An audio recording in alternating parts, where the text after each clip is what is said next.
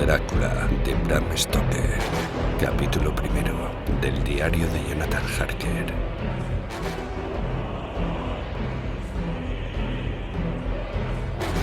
Bistrit, 3 de mayo. Salí de Múnich a las 8:35 de la noche del 1 de mayo. Llegué a Viena a la mañana siguiente, temprano. Budapest parece un lugar maravilloso, a juzgar por lo poco que pude ver desde el tren y por la pequeña caminata que di por sus calles. Más tarde salimos con bastante buen tiempo y era noche cerrada cuando llegamos a Clessenburg, donde pasé la noche en el Hotel Royal. Como dispuse de algún tiempo libre cuando estuve en Londres, visité el British Museum y estudié los libros y mapas de la biblioteca que se referían a Transilvania. Pensé que un previo conocimiento del país siempre sería de utilidad e importancia para tratar con un noble de la región. Descubrí que el distrito que me había mencionado se encontraba en el extremo oriental del país, en el centro de los Montes Cárpatos, justamente en la frontera de 3 estados, Transilvania, Moldavia y Bucovina, una de las partes más salvajes y menos conocidas de Europa. No pude descubrir ningún mapa ni obra que arrojara luz sobre la exacta localización del castillo de Drácula, pero descubrí que Bistrit, el pueblo de posta mencionado por el conde Drácula, era un lugar bastante conocido. Voy a incluir aquí algunas de mis notas. Puede que me refresquen la memoria cuando relate mis viajes a Mina. Leo que todas las supersticiones conocidas en el mundo están reunidas en la herradura de los Cárpatos, como si fuese el centro de alguna especie de remolino imaginativo. Si es así, mi estancia puede ser muy interesante. Recordar que debo preguntarle al conde acerca de esas supersticiones. No dormí bien, pues tuve toda clase de extraños sueños. Durante toda la noche un perro aulló bajo mi ventana. Ya de madrugada fui despertado por unos golpes insistentes en mi puerta, por lo que supongo que en esos momentos estaba durmiendo profundamente.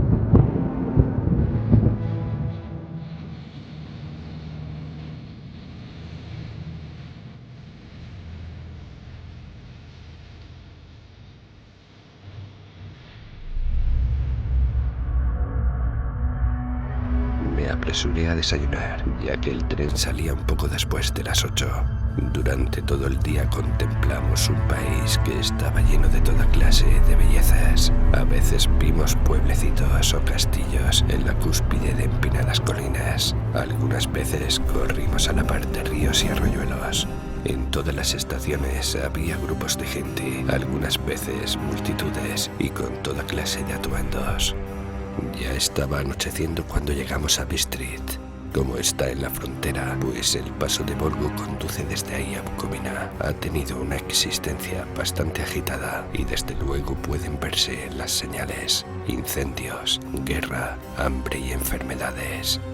El conde Drácula me había indicado que fuese al hotel Golden Crown, el cual, para mi gran satisfacción, era bastante anticuado, pues quería conocer todo lo que me fuese posible de las costumbres del país. Evidentemente me esperaban. Cuando me acerqué a la puerta, me encontré frente a una mujer ya entrada en años, de rostro alegre, vestida a la usanza campesina. Ella se inclinó y dije: «Soy Jonathan Harker». Entonces sonrió y le dio algunas instrucciones a un anciano en camisa de blancas mangas que la había seguido hasta la puerta. El hombre se fue, pero regresó inmediatamente con una carta. «Mi querido amigo, bienvenido a los Cárpatos. Le estoy esperando ansiosamente. Duerma bien esta noche. Mañana a las 3 saldrá la diligencia para Bucovina. En el desfiladero de Borgo, mi carruaje lo estará esperando y lo traerá a mi casa. Espero que su viaje desde Londres haya transcurrido sin tropiezos y que disfrute de su estancia en mi bello país. Su amigo Drácula». 4 de mayo.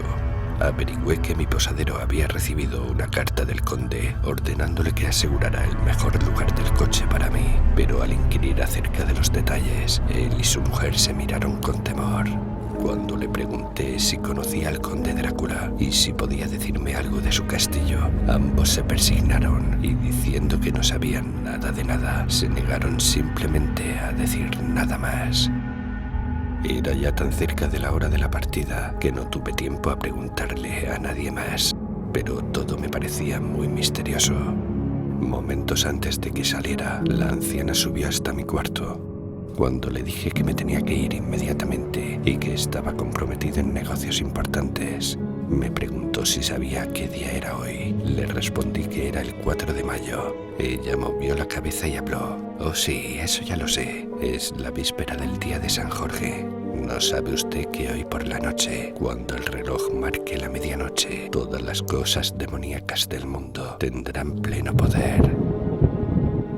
Finalmente cayó de rodillas y me imploró que no fuera, que por lo menos esperara 1 o 2 días antes de partir. Me sentí intranquilo, sin embargo tenía un negocio pendiente y no podía permitir que nada se interpusiera. Por lo tanto le dije tan seriamente como pude que le agradecía, pero mi deber era imperativo y tenía que partir. Entonces, tomando un crucifijo de su cuello, me lo ofreció. Supongo que ella pudo leer la duda en mi rostro, pues me puso el rosario alrededor del cuello y luego salió del cuarto. Estoy escribiendo esta parte de mi diario mientras espero el coche y el crucifijo cuelga de mi cuello. No sé si es el miedo de la anciana o las múltiples tradiciones fantasmales de este lugar o el mismo crucifijo, pero lo cierto es que no me siento tan tranquilo como de costumbre. Aquí viene mi coche. 5 de mayo, el castillo. La oscuridad de la mañana ha pasado y el sol está muy alto sobre el horizonte distante que parece perseguido. Cuando subí al carruaje, el conductor no había tomado asiento y advertí que estaba hablando con la hospedera. Estaba claro que hablaban de mí, ya que me miraban una y otra vez. Me miraban con lástima. Pude escuchar muchas palabras que se repetían a menudo, palabras que en principio resultaban extrañas, ya que había reunido a mucha gente de distintas nacionalidades. Así que saqué con discreción el diccionario multilingüe de mi valija y comencé a buscarlas. He de decir que tales expresiones no me resultaron muy alentadoras, pues entre ellas estaban Satanás, infierno, bruja, brolok y koslak. Estas últimas, una palabra eslovaca y la otra serbia, significaban una misma cosa: un ser que puede ser un hombre lobo o un vampiro. Recordatorio: He de consultar al conde acerca de estas supersticiones. Cuando partimos, la multitud hizo el signo de la cruz y dirigieron 2 dedos hacia mí. Con alguna dificultad conseguí que un pasajero acompañante me dijera qué significaba todo aquello. Era el encanto, la protección contra el mal de ojo. Esto tampoco me agradó, mayormente cuando salí hacia un lugar desconocido, con un hombre desconocido. Entonces nuestro conductor fustigó su gran látigo sobre los 4 pequeños caballos e iniciamos nuestro viaje. Pronto olvidé los fantasmales temores ante la belleza de la escena por la que atravesábamos. Ante nosotros se extendía el verde campo inclinado, lleno de bosques, con empinadas colinas, aquí y allá, coronadas con cúmulos de árboles o con blancas granjas de tejados de 2 aguas. El camino entraba y salía entre estas verdes colinas de lo que aquí llaman Tierra Media, perdiéndose entre las herbosas curvas o por los bosques de pinos que aquí y allá cubrían las laderas como lenguas de fuego. El camino era áspero, pero a pesar de ello parecía que volábamos con una prisa excitante. Entonces no podía entender a qué se debía esa prisa, pero evidentemente el conductor no quería perder tiempo antes de llegar al desfiladero de Borgo.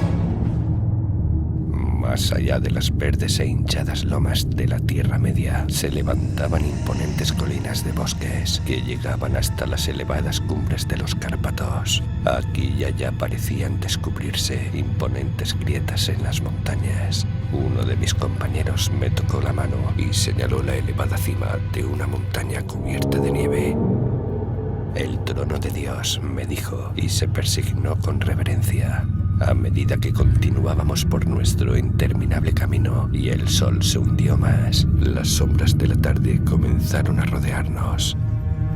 A lo largo de la carretera había muchas cruces, y a medida que pasamos, todos mis compañeros se persignaron ante ellas. Aquí y allá había una campesina arrodillada frente a un altar, sin que siquiera se volviera a vernos, sino que más bien parecía no tener ni ojos ni oídos para el mundo exterior. Al comenzar a caer la noche, se sintió mucho frío y la creciente penumbra pareció mezclar en una sola bruma la lobreguez de los árboles, robles, hayas y pinos.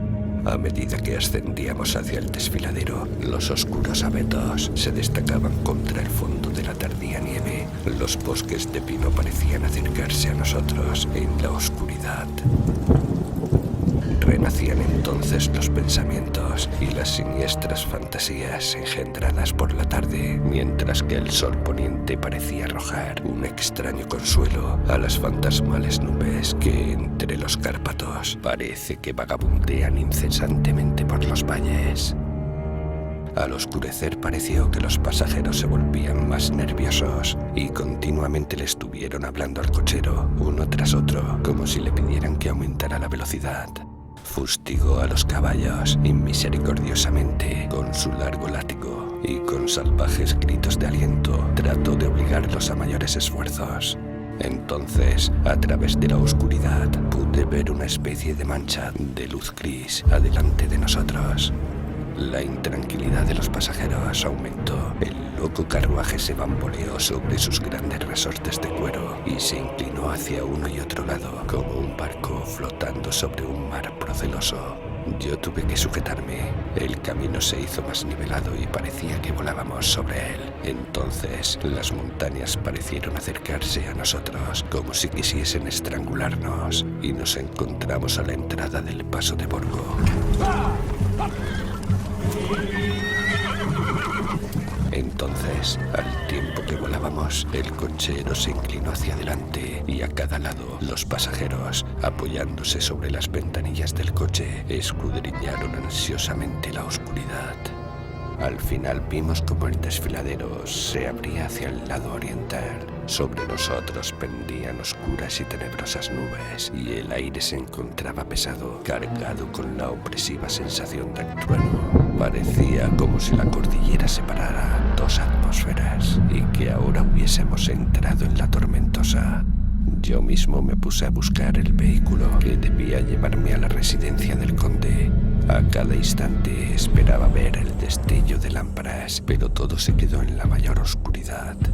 La única luz provenía de los parpadeantes rayos de luz de nuestras propias lámparas, en las cuales los paos de nuestros agotados caballos se elevaban como nubes blancas.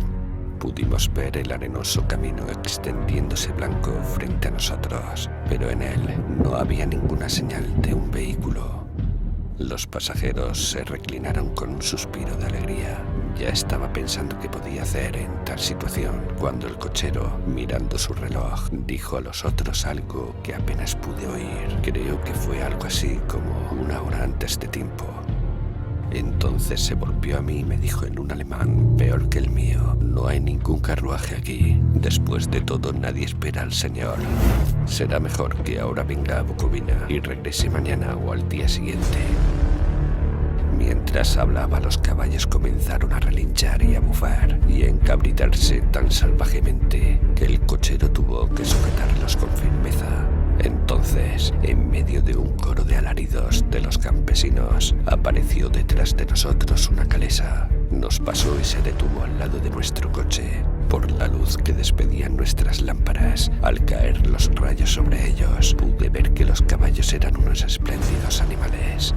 Estaban conducidos por un hombre alto, con una larga barba grisácea y un gran sombrero negro que parecía ocultar su rostro.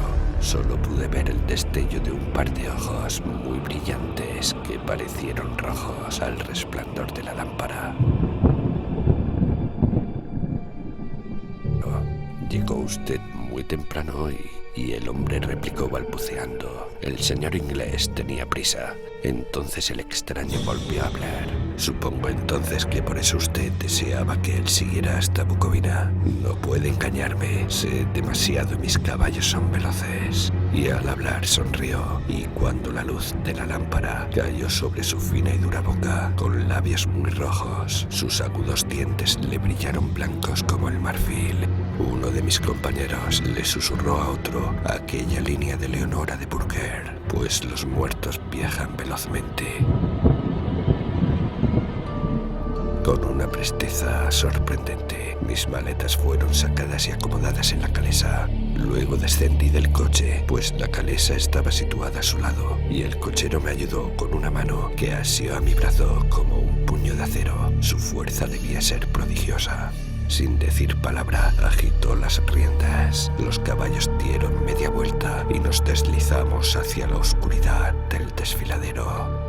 Mi nuevo cochero me cubrió los hombros con una capa, hablando luego en excelente alemán. La noche está fría, señor mío, y mi señor el conde me pidió que tuviera bien cuidado de usted.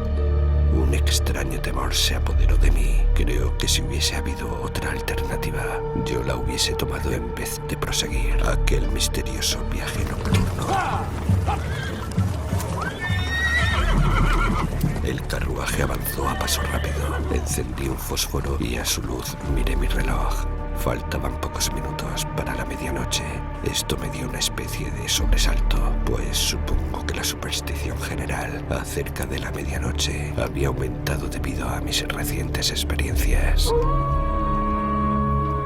Me quedé aguardando con una enfermiza sensación de ansiedad. Entonces un perro comenzó a aullar en alguna casa campesina más adelante del camino. Dejó escapar un largo y lúgubre aullido, como si tuviera miedo.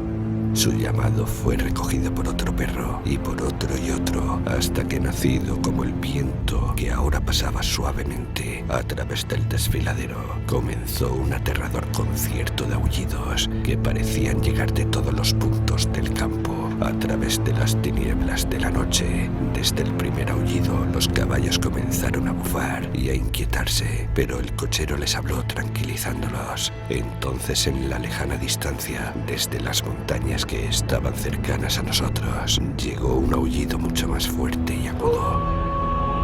El aullido de los lobos, que afectó a los caballos y a mi persona de la misma manera, pues estuve a punto de saltar de la calesa y echar a correr, mientras que ellos retrocedieron y se encabritaron frenéticamente, de manera que el cochero tuvo que emplear toda su fuerza para impedir que se desbocaran. Los sobó y acarició y les susurró algo en las orejas. El cochero tomó nuevamente su asiento y reiniciamos nuestro viaje a buen paso.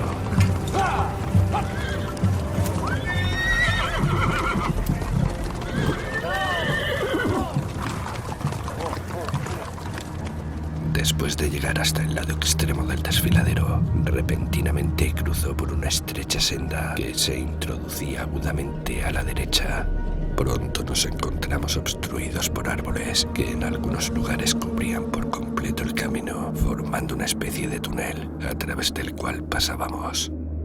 Podíamos escuchar el viento que se levantaba, pues gemía y silbaba. Los sarmientos de los árboles chocaban entre sí al pasar por el camino. Hizo cada vez más frío y una fina nieve comenzó a caer, de tal manera que alrededor de nosotros, en un momento, todo estaba cubierto por un manto blanco. El agudizado viento todavía llevaba los aullidos de los perros. El aullido de los lobos, en cambio, se acercó cada vez más, como si ellos se fuesen aproximando hacia nosotros por todos lados. Me sentí terriblemente angustiado y los caballos compartieron mi miedo. Sin embargo, el cochero no pareció tener ningún temor. Continuamente volvía la cabeza hacia la izquierda y hacia la derecha, pero yo no podía ver nada a través de la oscuridad. Repentinamente, lejos a la izquierda, divisé el débil resplandor de una llama azul. El cochero lo vio al mismo tiempo. Inmediatamente paró los caballos y, saltando a tierra, desapareció en la oscuridad. Yo no sabía qué hacer, pero mientras dudaba, el cochero apareció repentinamente otra vez y, sin decir palabra, tomó asiento y reanudamos nuestro viaje. Una vez la llama apareció tan cerca del camino que hasta en la oscuridad que nos rodeaba pude observar los movimientos del cochero. Se dirigió rápidamente a donde estaba la llama azul y, tomando algunas piedras, las colocó en una forma peculiar.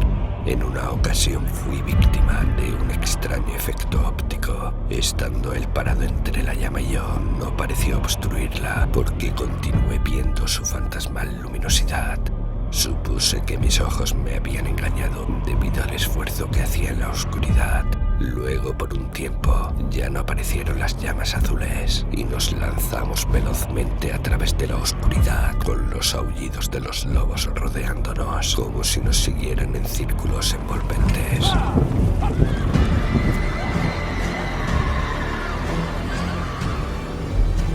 Finalmente el cochero se alejó más que antes y durante su ausencia los caballos comenzaron a temblar y a bufar y relinchar de miedo. Los aullidos de los lobos habían cesado por completo. Entonces la luna, navegando a través de las negras nubes, apareció detrás de la dentada cresta de una roca saliente y a su luz vi alrededor de nosotros un círculo de lobos con dientes blancos y lenguas rojas y colgantes, con largos miembros sinuosos y pelo hirsuto. Eran 100 veces más terribles en aquel lúgubre silencio que cuando estaban aullando. Por mi parte caí en una especie de parálisis de miedo. Solo cuando el hombre se encuentra cara a cara con semejantes horrores puede comprender su verdadero significado. De pronto todos los lobos comenzaron a aullar, como si la luz de la luna produjera un efecto peculiar en ellos. Yo le grité al cochero que regresara y escuché su voz alzarse en un tono de mando imperioso, y mirando hacia el lugar de donde provenía, lo vi parado en medio del camino. Agitó los largos brazos como si tratase de apartar un obstáculo impalpable y los lobos se retiraron. Justamente en esos momentos, una pesada nube pasó a través de la cara de la luna, de modo que volvimos a sumirnos en la oscuridad. Cuando pude ver, el conductor subía a la calesa y los lobos habían desaparecido. Todo esto fue tan extraño y misterioso que no tuve valor para moverme ni para hablar.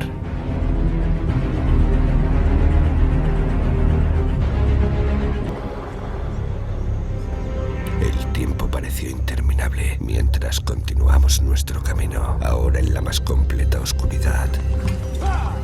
Continuamos ascendiendo con ocasionales periodos de rápidos descensos. Repentinamente tuve conciencia de que el conductor estaba deteniendo a los caballos en el patio interior de un inmenso castillo ruinoso, de cuyas altas ventanas negras no salía un rayo de luz y cuyas quebradas murallas mostraban una línea dentada que destacaba contra el cielo iluminado por la luz de la luna. Drácula de Bram Stoker. Capítulo 1 del diario de Jonathan Harker.